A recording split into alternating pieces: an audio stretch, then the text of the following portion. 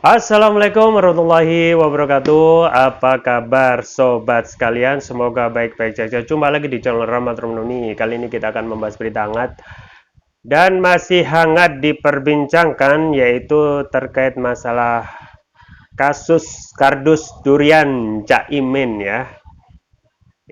Bagaimana kok tiba-tiba muncul lagi, padahal ini adalah kasus yang lama. Seperti yang dikutip oleh rmol.id, hukum.rmol.id, langsung selengkapnya bagaimana, langsung saja kita bacakan. KPK pelajari lagi kasus kardus durian yang diduga libatkan Caimin. Komisi Pemberantasan Korupsi KPK tengah mempelajari kasus dugaan korupsi yang menyeret nama Ketua Umum DPP PKB Muhaimin Iskandar. Kasus ini lebih terkenal dengan kasus kardus durian. Sekali lagi kami akan pelajari, kami analisa lebih lanjut kembali perkara-perkara yang dulu pernah ditangani di KPK yang dimaksud, kata juru bicara KPK Ali Fikri dalam keterangannya. Ali menjelaskan pihaknya akan menggali fakta hukum dan mencari minimal 2 alat bukti untuk menjerat tersangka dalam kasus ini. Apabila nantinya sudah ditemukan, pihaknya bakal menaikkan perkara ke tingkat penyidikan. Kalau kemudian fakta hukum jelas, tentunya memang harusnya sudah dinaikkan gitu ya. Apalagi kemudian sudah cukup lama perkara tersebut, ucapnya. Kasus kardus durian ini merupakan perkara suap DPID Kementerian Tenaga Kerja dan Transmigrasi pada tahun 2011. Caimin disebut-sebut akan menerima jatah uang sebesar 1,5 miliar yang dimajukan dalam kardus durian itu. Namun hal tersebut dibantah oleh Caimin. Dalam kasus ini sendiri sudah ada 3 orang yang dijatuhi vonis bersalah karena terbukti melakukan praktek korupsi dalam kasus tersebut. Mereka adalah Sesditjen P2KT Inyoman Suisnaya, Kepala Bagian Program Evaluasi dan Pelaporan Dadung Irba Relawan, dan Kuasa Direksi PT Alam Jaya Papua Darnawati. Ketika itu Darnawati mengaku memasukkan uang 1,5 miliar ke kantor Kementerian Tenaga Kerja dan Transmigrasi. Uang tersebut dimasukkan ke dalam kardus buah durian. Ya, sobat sekalian, tidak ada hujan, tidak angin ya, kembali membuka kasus yang lama tahun 2011 terkait perkara suap ya, yang terhadap Kementerian Tenaga Kerja dan Transmigrasi ya. Namun diduga Caimin itu disebut akan menerima jatah 1,5 M rupiah ya. Saya kira 1,5 miliar dolar US dollar gitu ya. Namun hal tersebut dibantah. Nah, ini memang wajar kalau yang diduga itu membantah, itu wajar. Tetapi dalam hal ini KPK memang harus bekerja ya, dalam hal ini ya, tetap bahwasanya KPK harus memegang prinsip equality before the law ya. Semua orang mempunyai persamaan di muka hukum gitu ya. Dan dalam kasus-kasus KPK ini harus juga KPK harus berani ya mengungkap siapa dalang ya, ataupun kalau ini sudah melibatkan tokoh ketua umum ya, petinggi partai politik ya, harus ditindak tegas ya, minimal harus ada pemanggilan dulu ya. Kalau melakukan penyelidikan dipanggil dulu, dimintai saksi keterangan ya. Kalaupun ini terkait dana dugaan yang juga melibatkan Caimin ya harus dipanggil gitu ya. Karena kebiasaan kalau melibatkan petinggi partai itu serasa segan gitu ya. Dan ini harus dipanggil, kemudian diberikan jangka waktu gitu ya. Ingat bahwa ini kasus lama 2011, hampir 10 tahun ya. 10 tahun lebih, 11 tahun ya. 11 tahun baru sekarang diproses penyelidikan. Nah, kemarin kemana aja gitu ya. Nah, memang kalau seperti ini berarti harus cepat-cepat KPK menentukan jangka waktu penyelesaian kasus ini gitu. Misalnya seminggu, 2 minggu atau maksimal sebulan ya untuk menyelesaikan kasus. Jangan masuk angin lagi gitu ya. Karena kalau sudah masuk angin lagi itu akan buyar dengan berbagai carut marut ya terkait juga korupsi pejabat yang lain. Akhirnya perkara ini juga lepas juga gitu ya.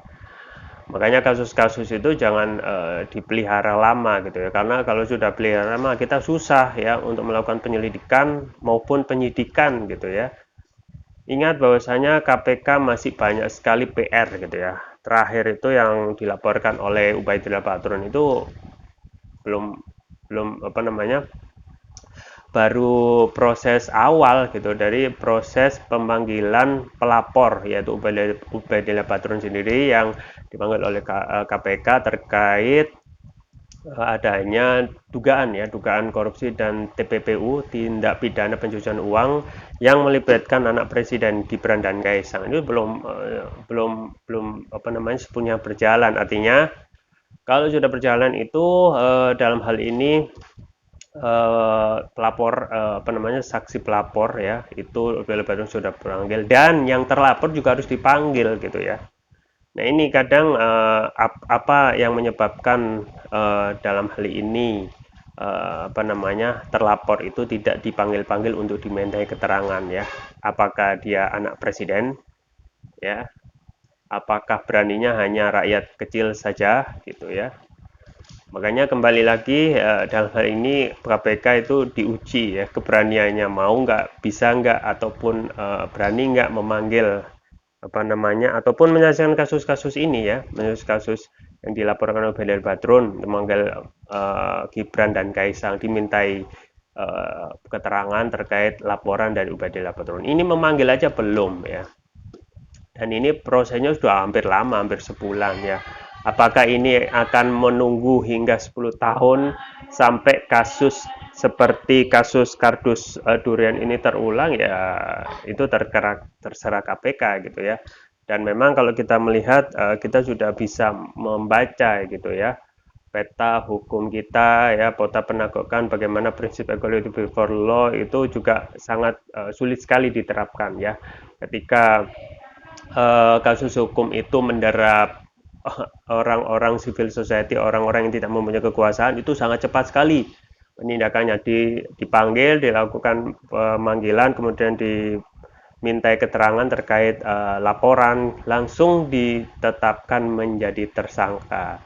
Nah, bagaimana jika orang atau yang terlapor ini berkaitan dengan orang penting di pemerintahan ya. Nah, apakah itu bisa secepat kilat gitu. Nah, ini patut dipertanyakan juga patut diuji keberanian KPK untuk segera menyelesaikan beberapa kasus yang menjadi PR ya. Kasus PLBI sendiri itu ya yang juga kita patut sayangkan ya. Hanya apa namanya hanya memvonis dengan hukuman ringan ya Samsul Salim dan kroni-kroninya yang terlibat dan sekarang juga belum ada kejelasan tentang kasus Gibran dan Kaisang. Nah, dan sekarang sudah dihadapkan oleh kasus kardus durian Caimin ya. Nah, ini aja batu ujian dari KPK. Apakah bisa segera menyelesaikan atau masuk angin lagi gitu ya.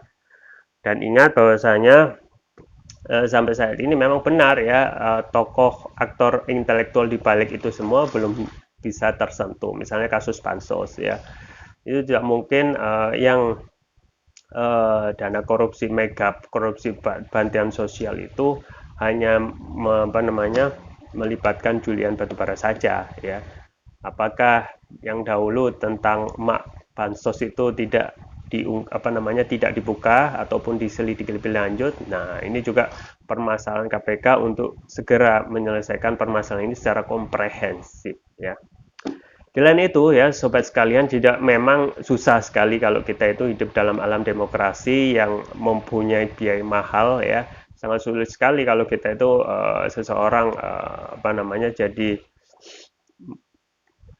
menyalonkan dalam konsultasi entah itu jadi apa namanya di lingkungan kementerian ya ataupun di lingkungan kepala daerah ya. Dalam sistem demokrasi kita ketahui tidak ada makan siang gratis, no free lunch gitu. Makanya ya kalau sudah ada modal sejak awal dari para dalam tanda cukong ya, dan cukong itu sudah biasa, itu juga disampaikan oleh Menko Polhukam ya Mahfud MD bahwasanya mayoritas ya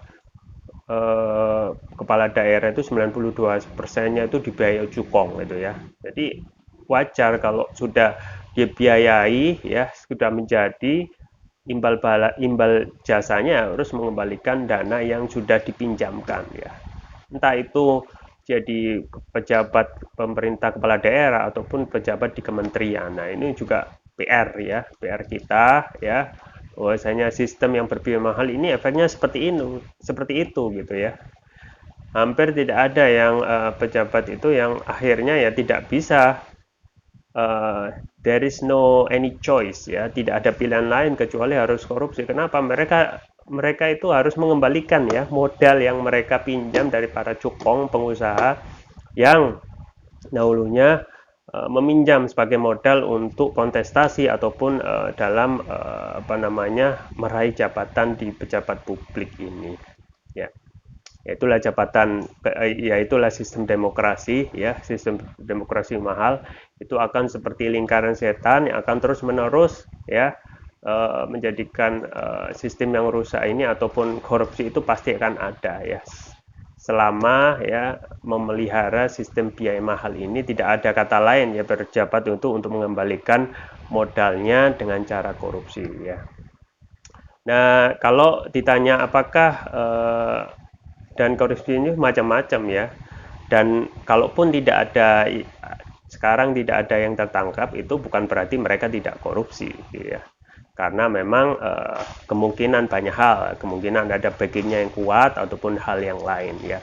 Kemungkinan cukup korupsi tapi korupsinya kecil ya, kemungkinan cukup korupsi tapi korupsi dengan cara yang lebih jelimet ya, sehingga tidak kena OTT ya. Karena kalau sudah OTT wah udah semuanya sudah selesai gitu ya, karir politiknya selesai, kemudian hak politik juga dicabut dan otomatis siap-siap mendekam gitu ya. Dan selain daripada sistem demokrasi yang mahal adalah vonis ketika seseorang itu terbukti bersalah di pengadilan untuk melakukan korupsi itu sangat sekali ringan ya, sangat sekali ringan dan tidak ada efek jerah. Yang ini yang membuat koruptor itu ya akan kemungkinan kalau melihat korupsi yang hukumannya begitu ringan ya otomatis akan mudah sekali ya menumbuh suburkan korupsi ya, toh nanti bisa keluar dalam jangka waktu sekian, waktu yang tidak lama ya, dan bisa korupsi lagi ya, toh nanti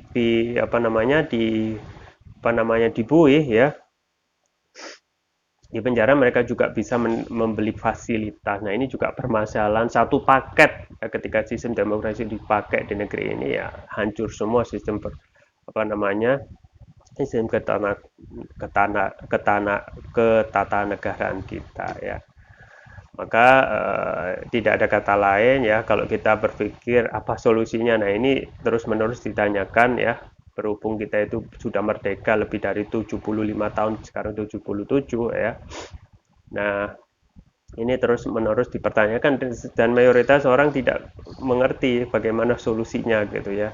Melainkan mereka terus menjalankan terus-menerus sistem demokrasi yang rusak ini yang berbiaya mahal dan berpotensi korup gitu ya. Ada satu tentu saja ya sistem yang benar-benar bisa menyelesaikan ini, yaitu ubah kepada sistem Islam ya. Karena sistem Islam itu dalam konsentrasi dalam pemilihan tidak perlu biaya mahal gitu ya. Kemudian dalam segala hal ya, dalam sistem ekonomi, dalam sistem hukum mereka melakukan tindak pidana itu benar-benar memanusiakan manusia gitu ya. Dan makanya ketika seseorang itu dihukum dengan hukuman yang ringan, mereka akan bisa melakukan lagi di kemudian hari. Jadi kalau itu berat dan memanusiakan seperti hukuman dalam Islam, mereka akan berpikir berulang kali gitu ya. Misalnya tentang korupsi yang kalau sudah mencapai nisab ya seperempat dinar ya, mereka harus dipotong tangan ya. Kita lihat di sebagian contoh ya, sebagian contoh di Saudi itu ada beberapa wilayah yang masih memakai itu, dan di beberapa wilayah apa nih kota-kota atau di jalan-jalan itu mereka mobilnya mereka diparkir tanpa dikunci ya. Kenapa? Karena mereka sudah apa namanya yakin gitu, ataupun yang mau mencuri itu akan berpikir berulang kali kalau mereka mencuri hukumannya yaitu potong tangan, dan ngeri di hadapan apa namanya dalam pikiran mereka. Dan Islam itu tidak bisa hanya dipandang dengan itu saja gitu ya. Islam itu tidak hanya dipandang tentang hukum, tetapi juga menyejahterakan dalam bidang ekonomi, mensejahterakan rakyat ya. Bagaimana sistem Islam itu kalau sudah diterapkan ya, tambang-tambang yang menguasai hajat itu orang itu pasti akan dikuasai negara, dan digunakan sepenuhnya untuk rakyat. Artinya rakyat ini akan apa namanya lebih sejahtera ya dibandingkan dalam sistem sekarang ketika sumber daya alam semuanya diserahkan asing dan dikembalikan kepada asing gitu. Kita hanya mendapatkan sebagian kecil gitu ya. Makanya negeri ini ya dari dulu hingga sekarang jauh panggang dari api untuk mendapatkan kata yang namanya sejahtera. Ya, itu sedikit yang bisa saya sampaikan. Semoga bermanfaat. Jangan lupa like, share, dan subscribe. Sampai jumpa lagi. Wassalamualaikum warahmatullahi wabarakatuh.